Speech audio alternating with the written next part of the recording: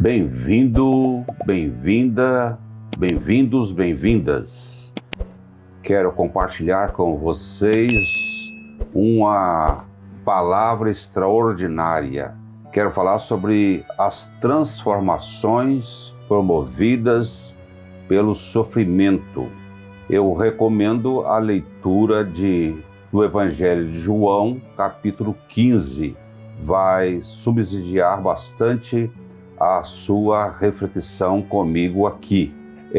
Em segundo lugar, eu lhe ofereço uma frase do filósofo Friedrich Nietzsche, que diz: aquilo que não me mata só me fortalece. Com esta recomendação de João 15 e com esta frase do filósofo alemão, eu começo a pensar com você sobre as transformações promovidas pelo sofrimento.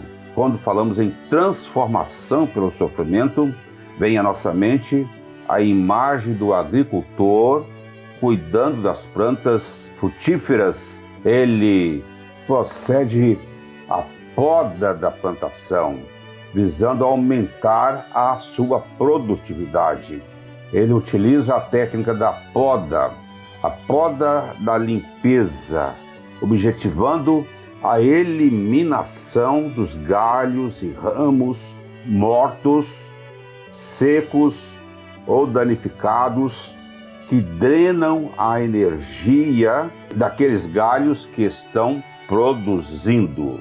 O agricultor também possui o expediente da poda da formação em busca de crescimento e da boa formação das fruteiras, com regularidade do fluxo da seiva e para que possam desenvolver com vigor, resistir às pragas e retirar os nutrientes do solo para produzir frutos de boa qualidade. São lições preciosas que aprendemos com as perdas da vida.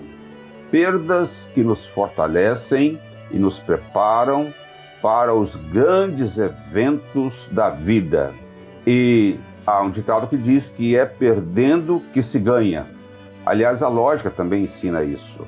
No processo da poda, as ervas daninhas, conexões inadequadas que vêm para furtar a água, para furtar os nutrientes e sufocarem as nossas fruteiras, são cortadas e queimadas. A eliminação das ervas daninhas da nossa vida consiste num trabalho progressivo, lento e um trabalho perseverante. Esse trabalho é contínuo, ele não pode deixar de existir. Então, a eliminação das ervas daninhas da nossa vida consiste nesse trabalho diário e perseverante. Esse trabalho também elimina os parasitas que drenam as energias da nossa lavoura. Portanto, estamos falando de um serviço preventivo de saúde, de transformação em busca da maximização do potencial, especialmente de homens e mulheres que buscam saúde emocional. Quando você arranca os intrusos e parasitas, facilita a penetração da luz e da ventilação que vem gratuitamente para todos e para todas. A natureza nos oferece extraordinárias lições, inclusive quando o tema é o sofrimento humano. Vem à nossa mente o expediente da poda, da utilização que é utilizada pelos agricultores e jardineiros, retirando então os galhos com folhas ressecadas, mortos, galhos com pragas, São separados os galhos com má formação ou excessivamente grandes que consomem excessivamente os nutrientes retirados do solo. Em todas as nossas vidas, nosso estilo de vida, existem essas situações que eu estou escrevendo para você. Então a poda está relacionada com os aspectos preventivos e para que as plantas maximizem sua produção e intensifiquem a excelência dos seus frutos. A poda modela as plantas. Elas ficam bonitas, ficam fortes, saudáveis, rejuvenescidas com esse trabalho da poda. Facilita a infiltração da luz solar, do sereno da noite e da chuva. Acredito que esse serviço da poda serve como analogia para a nossa vida, para a nossa caminhada, para a nossa existência. Ao longo da nossa caminhada, é interessante fazer algumas paradas para cortar coisas que deixaram de produzir ou que nunca produziram em nossas vidas e que exigem o descarte para que a vida seja mais prazerosa. Não só de coisas materiais, como fazem os acumuladores, mas também de recordações maléficas, de pensamentos destrutivos, de atitudes desastrosas e comportamentos inadequados que precisam ser descartados para que a nossa caminhada seja mais saudável. É grande o contingente de pessoas sofrendo por intoxicação emocional e contagiando os familiares, os vizinhos, os amigos e até perdendo do relacionamento pessoas importantes. São situações que exigem a faxina da poda. Essa faxina que tem que ser diária. Então, veja bem que nós estamos falando de descartar situações desagradáveis e maléficas. São plantas interessantes, mas que estão morrendo por asfixia, que podem ser restauradas pelo sofrimento da poda. Dói no momento que a tesoura corta, mas logo a seguir sente-se a leveza da vida, a brisa suave soprando, sente-se o calor do sol e a água limpando, refrescando e alimentando a alma. A poda é a remodelação da vida para uma existência desafiadora. Você abre mão do ordinário para ganhar o extraordinário. Você renuncia ao comum em favor do incomum. Entre o bom e o ótimo, você opta pelo ótimo. Você sai do terreno natural para o terreno do sobrenatural, da transcendência. Portanto, o sofrimento pode conduzir você para a vitória e para águas tranquilas da vida. Não temos o controle absoluto da vida, dos eventos, das circunstâncias, do tempo, da natureza, da política, da economia e assim por diante, até porque nem todo efeito está contido na causa anterior, isto é, o próprio efeito pode simultaneamente interagir com outros efeitos, podendo inclusive acarretar um nível de realidade diferente do nível das causas anteriores. É isso que nós aprendemos, por exemplo, na física quântica. Movimentamos ondas de energia com elevado nível de oxigenação e de toxicidade que retornam para nós com o mesmo sentimento de maneira mais intensa, da mesma espécie e multiplicadas. Não dá para fugir delas. Elas não vêm para nos punir. São leis universais. São consequências das nossas escolhas que podem nos sacudir e nos tornar mais responsáveis pela vida, pelas pessoas e pela comunidade. O potencial humano insiste para que cada pessoa reescreva uma nova versão de si mesmo, uma versão atualizada da sua vida.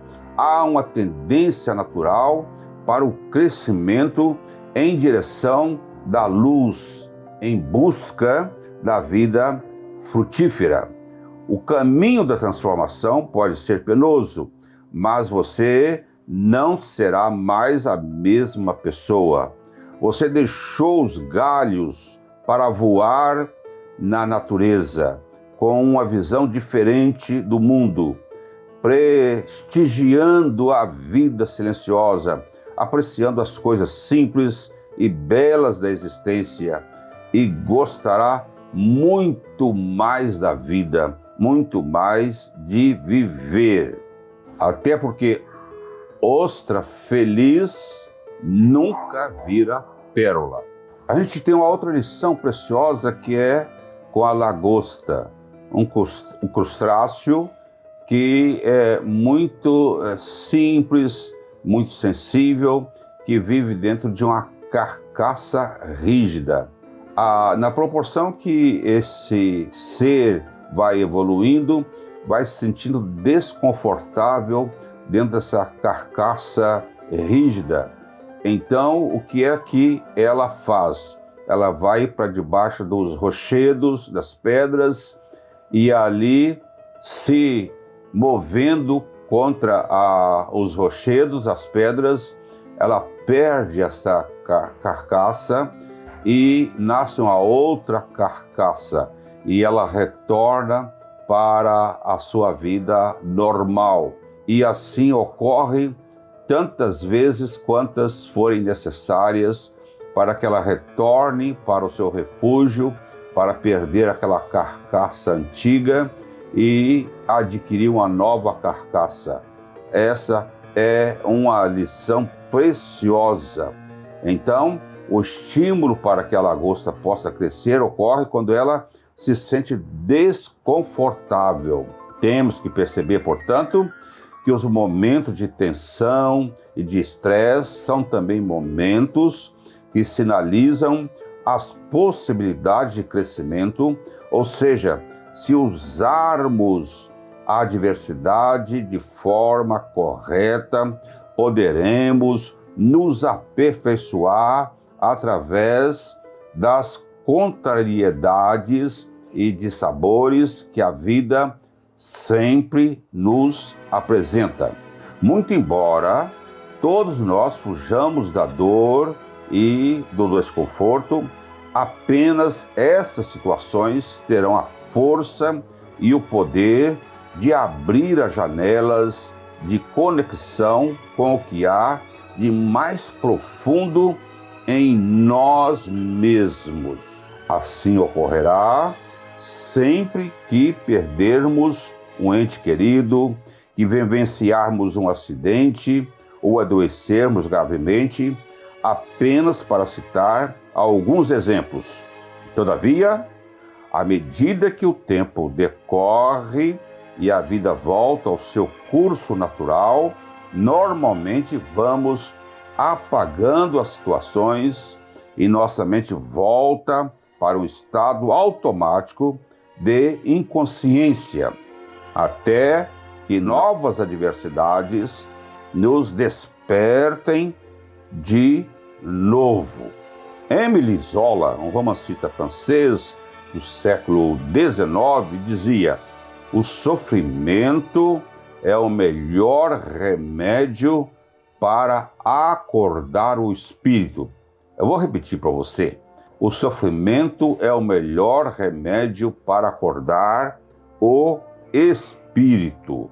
E com outro pensamento também muito interessante, de Charles Darwin, que diz o seguinte: não é o mais forte que sobrevive, não é o mais forte que sobrevive, nem é o mais inteligente que sobrevive, mas o que melhor se adapta às mudanças. A gente precisa aprender a se adaptar às mudanças, a gente precisa aprender a abrir novas janelas, a gente precisa aprender a ressignificar os fatos e as circunstâncias em nossas vidas, porque o sofrimento é inerente à existência humana.